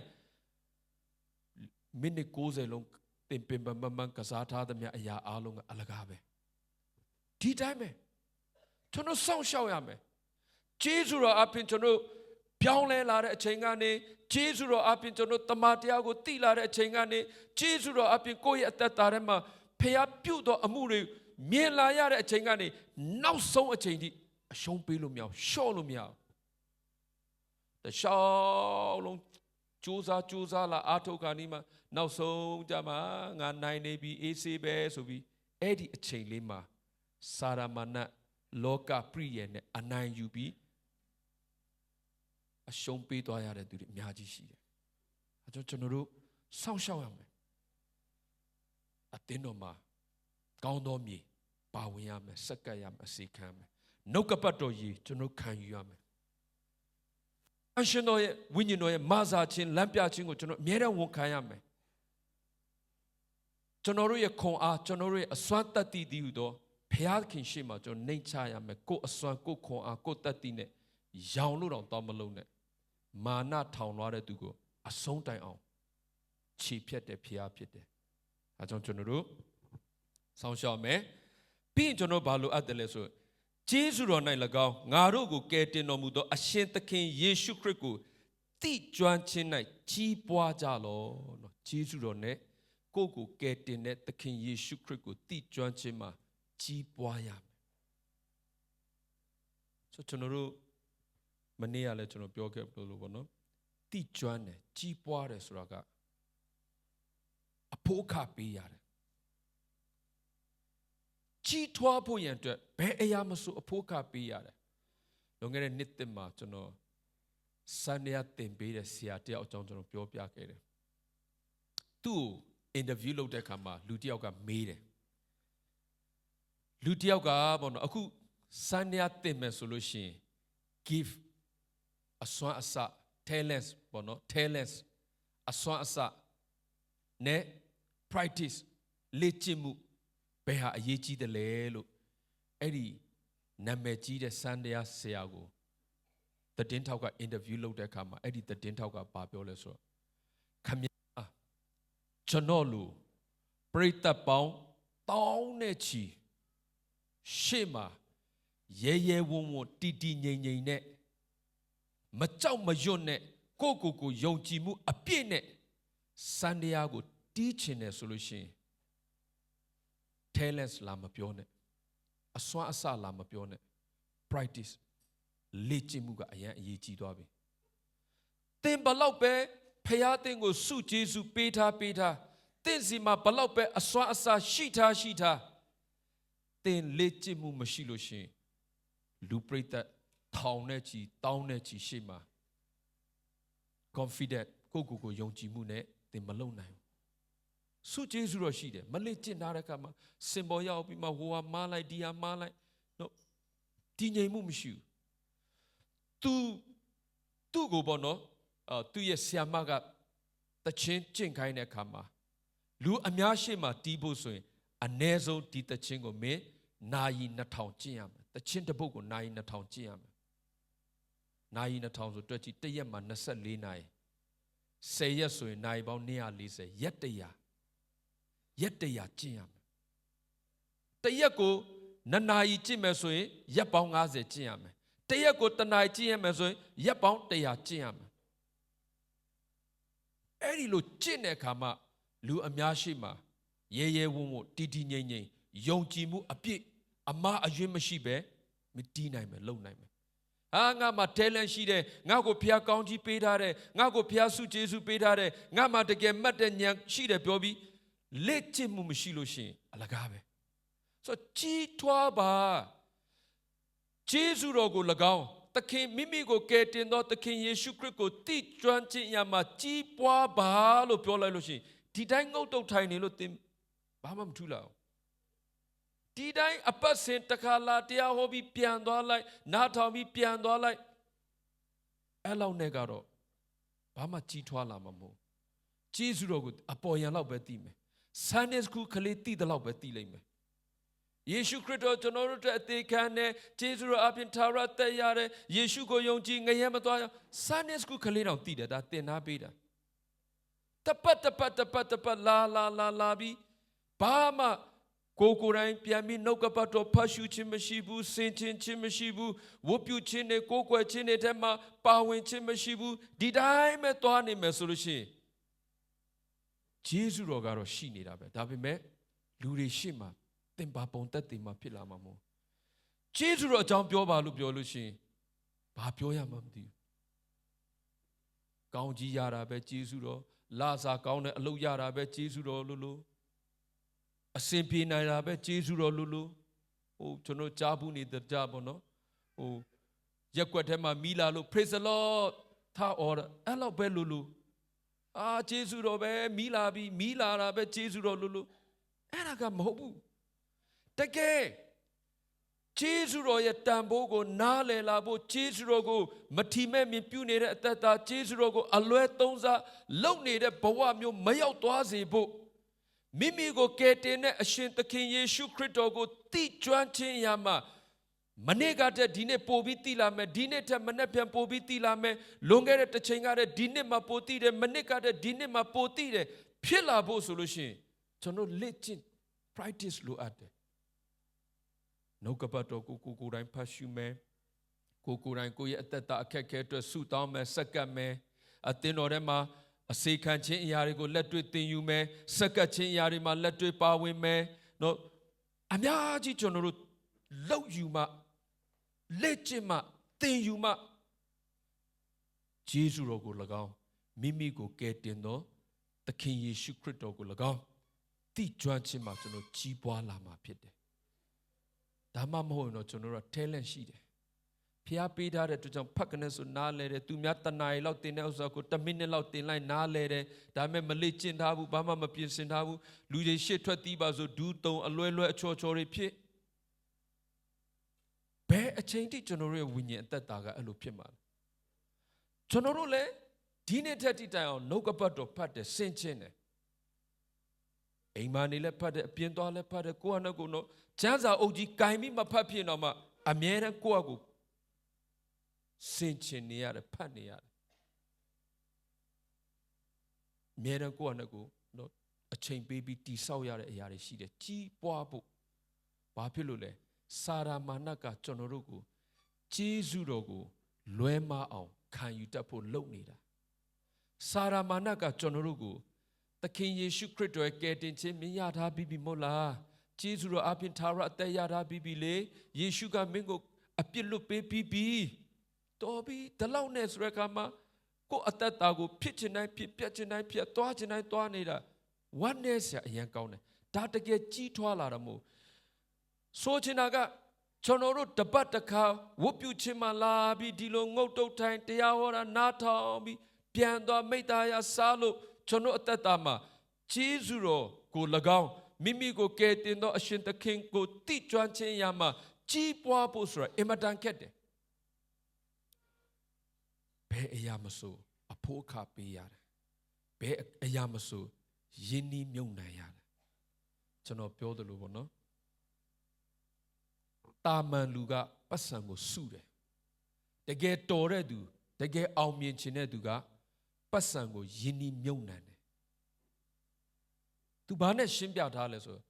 ဒီနေ့ကျွန်တော်တို့စုလိုက်တဲ့ပတ်စံ1000ကဆိုပါစို့1000ကဒီနေ့ဒီချိန်ဆိုလို့ရှိရင်ဆန်10အိတ်ဝယ်လို့ရမယ်တအိတ်1000နဲ့ပတ်စံ1000ကဆန်10အိတ်ဝယ်လို့ရမယ်စုထားလိုက်မယ်နောက်9လနေလို့ရှိရင်အဲ့ဒီ1000နဲ့ဆန်သွားဝယ်ကြည့်ဆန်10အိတ်မရတော့10အိတ်လောက်ပဲရတော့မယ်9အိတ်လောက်ပဲရတော့မယ်တအိတ်စာယော့သွားပြီတာမန်လူကပတ်စံစုတယ်ဒါပေမဲ့စုနေရင်ကနေကုန်စည်နှုန်းကတက်လာတော့ပတ်စံရဲ့တန်ဖိုးကယော့သွားတာကိုစုတုံးက1000ဆန်10အိတ်ရတယ်ကိုပြန်သုံးမယ်ကြည့်လိုက်တော့ဆန်က9အိတ်ပဲရတော့အလကားနေ1000တန်ဖိုးယော့သွားပြီအဲ့အတွက်တကယ်အောင်မြင်ခြင်းတဲ့လူတကယ်ထက်မြက်ခြင်းတဲ့သူကစုဖို့ထက်ယဉ်နီးမြုံနိုင်တယ်ငါတို့ဒီချိန်လေးမှာရွှေတို့ရွှေစလေးဝယ်ထားမလားမြေကွက်လေးဝယ်ထားမလားဟိုဟာလေးဝယ်ထားမလားဒီဟာလေးဝယ်ထားမလားယဉ်နီးမြုံနိုင်တယ်အချိန်တန်လို့ရှိရင်သူ့ငွေကမလျော့သွားတဲ့ပြင်သူဝယ်ထားတဲ့မြေကဝယ်တော့က1000ပြန်ရအောင်1000 1000 1000 2000ပြန်ရတယ်ပြန်မြက်လာတယ် ဒီနေ့ကျွန်တော်တို့အဲ့ဒါတွေလည်းသင်ယူဖို့လိုအပ်တယ်ဒါကြောင့်ကျွန်တော်တို့တွေ့တဲ့သူတိုင်းကိုဒီမှာနေဖို့စိတ်ကူးသလားရေရှည်နေမလားရေရှည်နေဖို့စိတ်ကူးတယ်ဆိုလို့ရှိရင်တော့ဒီလိုလေးတွေစဉ်းစားပါဒီလိုလေးတွေလုပ်ပါဒါတွေကျွန်တော်တို့အသင်းသူအသင်းသားတွေကိုပြောခဲ့တဲ့အခါမှာအားလုံးလိုက်လုပ်ကြတယ်ဒါကိုယ့်ရဲ့နေ့စဉ်အသက်ရှင်ခြင်းအတွက် plan ပဲဒါပေမဲ့တာမန်လူထက်စဉ်းစားတွေးခေါ်မှုနှိမ့်တဲ့လူဒါယဉ်ကျေးရေးသုံးတာအမှန်တကယ်ဆိုအားတဲ့လူငတုံငအနော်တာမန်လူရဲ့အောက်ဆိုတာဒါပုံမှန်မို့တော့တုံးတဲ့သူအားတဲ့သူကတော့100ရ100သုံးမယ်200ရ200သုံးမယ်အဲ့ဒါကတာမန်လူမို့တော့အဲ့ဒါတုံးတဲ့သူအားတဲ့သူညံမရှိတဲ့သူညံနေတဲ့သူတချို့ဘလောက်ထိဆိုးတယ်လဲဆိုရင်ပတ်စံကရဖို့မတိချသေးဘူးငါဒီကနေ200ရလို့ရှိရင်ဘာပြောပြောဒါလေးတော့300တန်လေးဝယ်ထားလိုက်မယ်မရဖို့မတိချသေးဘူး300တန်ဝယ်ဖို့စိတ်ကူးနေအဲ့လိုလူဆိုပိုးဆိုးဘလောက်ဖြစ်သွားပြီလဲကျွန်တော်တို့ဝိညာဉ်အသက်တာမှာလဲတမန်တော်ကြီးရှင်ပေတရုကဂျေဇုတော်၌၎င်းမိမိကိုကယ်တင်သောအရှင်သခင်ယေရှုခရစ်ကိုတိကျွမ်းခြင်း၌၎င်းကြီးပွားကြလောလို့ပြောတဲ့အခါမှာကျွန်တော်တို့ရဲ့အချိန်တွေမပေးဘဲနဲ့ကျွန်တော်တို့ရဲ့အဖို့အခါတွေမပေးဘဲနဲ့ဘလို့မှကျွန်တော်တို့မကြီးပွားနိုင်ဘူးအိမ်မှာနေပြီးကျမ်းစာလည်းမဖတ်ဆုလည်းမတောင်းကျေးဇူးတော်လည်းမယုံကြည်သူဖြစ်တယ်ဆိုတာလောက်နဲ့ပဲနေမကြီးပွားဘူးစုံစမ်းခြင်းကတစ်နေ့ထက်တစ်နေ့ပြင်းလာတာတင့်စီမှာရှိထားတဲ့ယုံကြည်ခြင်းကအဲ့ဒီစုံစမ်းခြင်းကိုကျော်လွန်နိုင်မှာမလားစာရမဏကတစ်နေ့ပြီးတစ်နေ့ပရိယေအသစ်တွေနဲ့လက်ဖျားခြင်းအသစ်တွေနဲ့ပပနတ်နတ်လေးဝင်နေတဲ့အချိန်မှာကိုကမသိဘူးကိုရာဟုတ်နေပြီထင်ပြီအထဲထဲမှာသူနေရာယူထားတာတွေဘယ်လောက်ရှိပြီလဲဆိုကိုယ့်ရဲ့အသက်တာထဲမှာဝိညာဉ်ရေးရမှာကြီးထွားဖို့ရန်အတွက်လဲအဖို့ခပေးရမယ်ယဉ်နှီးမြုပ်နှံရမယ်ဂျန်စာဖတ်ခြင်းဆုတောင်းခြင်းကိုယ့်အသက်တာကိုဆင်ခြင်ခြင်းလိုအပ်တယ်နေ့စဉ်ကိုလုပ်နေတဲ့အရာတိုင်းမှာကိုယ့်အသက်တာကိုပြန်ဆင်ခြင်ဖို့လိုအပ်တယ်ကိုယ့်သားသမီးတွေရဲ့အသက်တာဒီအရွယ်တွေကနေဒါတွေအားလုံးဒါကျွန်တော်တို့ယဉ်နှီးမြုပ်နှံနေတာသူတို့ကိုတခြားနေရာမှာတွားပြီးပျော်ပါဖို့တခြားနေရာမှာတွားပြီးနေဖို့တဲ့ဒီအရွယ်လေးတွေကနေဒီမှာရှိနေဖို့ဆိုတဲ့အရာအားလုံးကဒါယဉ်နှီးမြုပ်နှံနေတာဒီကလေးတွေကိုဖယားနဲ့မိတ္တာရဖွဲ့တတ်ဖို့ဖယားနဲ့တွာလာတတ်ဖို့မိဘတွေကမတိုက်တွန်းဘူးမလုပ်ဘူးဆိုလို့ရှိရင်သင်တို့ယဉ်နှီးမြုပ်နှံတဲ့နေရာလွဲနေပြီယဉ်နှီးမြုပ်နှံတဲ့နေရာလွဲနေပြီယဉ်နှီးမြုပ်နှံမှုတွေမရှိဘူးဆိုရင်ဒီကလေးတွေတက်တာဝမ်းနည်းစရာကောင်းတယ်ဒီကဲ့သို့ငယ်တဲ့ကနေယဉ်နှီးမြုပ်နှံထားတဲ့ကလေးတွေတောင်လူငယ်ဖြစ်လာတဲ့အခါမှာအရွယ်ရောက်လာတဲ့အခါမှာခုနကပြောတဲ့မာနရဲ့ပရိယေနဲ့ငါတို့ပါဝင်နေတာပဲငါတို့စက္ကပ်နေတာပဲငါတို့သိတယ်ငါတို့တတ်တယ်ငါတို့နားလဲတယ်ဆိုတဲ့ပရိယေတွေကိုခံရပြီးသွေးဆောင်ခြင်းနဲ့ပါသွားတဲ့ကလေးတွေလည်းအများကြီးရှိတယ်အဲ့ဒီသွေးဆောင်ခြင်းတွေကနေပြန်မလွတ်လာတော့တဲ့ကလေးတွေလည်းရှိတယ်ဒါငယ်တဲ့ကယဉ်နှီးမြုပ်နှံထားတာနော်ငယ်တဲ့ကနှုတ်ကပတ်တော်နဲ့သင်ပြီးပြုစုထားတာနော်အရွယ်လေးရောက်လာတာနဲ့ပရိယေတွေဝင်လာတယ်မာနတွေထောင်လွှားလာတယ်လှုပ်တတ်တယ်ကိုင်းတတ်တယ်ရှာနိုင်တယ်တီးတယ်ဆိုတဲ့အရာတွေဖြစ်လာတဲ့ခါမှာလွဲသွားတာမယဉ်နှီးထားရင်မမြုပ်နှံထားရင်တရားရှင်းတရားကုန်လိမ့်မယ်ယဉ်နှီးမြုပ်နှံထားတာတော့မှတရားမှာ30လောက်ပါသွားတယ်ဆိုရင်မယဉ်နှီးမမြုပ်နှံထားဘူးယဉ်နှီးမြုပ်နှံမှုတွေနေရာလွဲနေတယ်ဆိုရင်နောက်တစ်ချိန်မှာအကြီးအကျယ်ပူဆွေးငိုကြွေးရမယ့်အရာတွေရောက်လာလိမ့်မယ်။အကြောင်းမိဘတွေညီကိုမောင်မတွေယေရှုတော်၌၎င်းသခင်ဖျားမိမိကိုကယ်တင်သောအရှင်သခင်ယေရှုခရစ်တော်ကိုတည်ကျွမ်းခြင်း၌ကြီးပွားကြလောလို့ပြောတဲ့အခါမှာထိုင်နေုံနဲ့ကြီးပွားလာမှာမဟုတ်ဘူး။ဖတ်ရှုရမယ်ဆင်ခြင်ရမယ်လေ့လာရမယ်ပြင်ဆင်ရမယ်ပြုစုပြိုးထောင်ရမယ့်အရာတွေရှိပါတယ်အဲ့ဒါတွေကိုကျွန်တော်လုပ်ပါရလာမယ့်အကျိုးအင်မတန်ကြီးတယ် ကိုကိုယ်တိုင်လဲဝမ်းမြောက်လာလိမ့်မယ်ကိုကိုယ်တိုင်လဲလွတ်မြောက်လာလိမ့်မယ်ကိုကိုယ်တိုင်လဲကျေးဇူးတော်ကိုသိလာလိမ့်မယ်ကိုသားသမီးတွေလဲအစဉ်တစ်ဖြင့်နှုတ်ကပတ်တော်နဲ့သူတို့ကြီးလာလိမ့်မယ်အဖို့ခပေးပါအယံပင်ပန်းခြင်းပင်ပန်းနေလိမ့်မယ်အယံခက်ခဲခြင်းခက်ခဲနေလိမ့်မယ်အဖို့ခပေးပြီးကျေးဇူးတော်ကိုသိလာဖို့မိမိကိုကယ်တင်တဲ့အရှင်ကိုသိလာဖို့အဖို့ခပေးပြီးယဉ်နီမြုပ်နှံကြည့်ပါဖះပြန်ပြင်ဆင်ပေးမဲ့အရာတွေချီးမွမ်းစရာတွေကြီးပဲဖះကောင်းမြတ်ခြင်းတွေကိုမြင်တွေ့စရာတွေကြီးပဲကျွန်တော်တို့တော့တဝက်တစ်ပြက်မှပြောင်းလဲလာတဲ့သူတွေလတ်တဝက်မှဖះအတင်းဆွဲခေါ်လို့ပြောင်းလဲလာတဲ့သူတွေတော့ဒီလိုတက်တည်တွေခံစားရတယ်ဆိုရင်ငယ်လေးတဲ့ကနေဒီကလေးတွေလမ်းမလွဲအောင်ဖះနဲ့တွာလာတတ်အောင်ကျွန်တော်ပြင်ဆင်ထားမယ်ဆိုရင်ကျွန်တော်တို့နော်ပြန်ရမယ်ခံစားရမယ်ဝမ်းမြောက်ခြင်းတွေကမရည်တွက်နိုင်ဘူး။အဲကြောင့်ချစ်တော်ညီကိုမောင်မတွေမိသားစုတွေကျွန်တော်တို့တကယ်ကိုပေါ့နော်ကျွန်တော်တို့စေတနာပါပြီးမေတ္တာပါပြီးကိုယ့်ရဲ့မိသားစုလို့ကိုဖျားအပ်ထားပြီးတဲ့တိုးတွေနော်တင်းသူတင်းသားတွေဖြစ်လို့ကိုတိုက်တွန်းတဲ့အရာကိုတန်ဖိုးထားပါတကယ်အောင်မြင်ဖို့တကယ်ဝမ်းမြောက်ဖို့တကယ်ဖျားအလိုတော်နဲ့ညီတဲ့ငြိမ်သက်ခြင်းရဖို့နာခံပါမာနရဲ့ပြည့်ရတွေကိုကျွန်တော်တို့တွန်းလှန်ပါဒါဆိုရင်တော့ကျွန်တော်တို့ယဉ်နီးမြုပ်နှံမှုရှိပြီးယဉ်နီးမြုပ်နှံမှုကလည်းမှန်မယ်ဆိုရင်ဒေချာပေါက်ကြီးပွားလာလိမ့်မယ်တိုးပွားလာလိမ့်မယ်အောင်မြင်လာလိမ့်မယ်ဖျားဘုံတော်ထင်ရှားလိမ့်မယ်ဆိုတော့ကိုရဲကိုယ့်ရဲ့အသက်တာနဲ့အာမခံပါတယ်တိုက်တွန်းပါတယ်အားလုံးပေါ်မှာဖျားခင်ကောင်းကြီးပေးပါစေအာမင်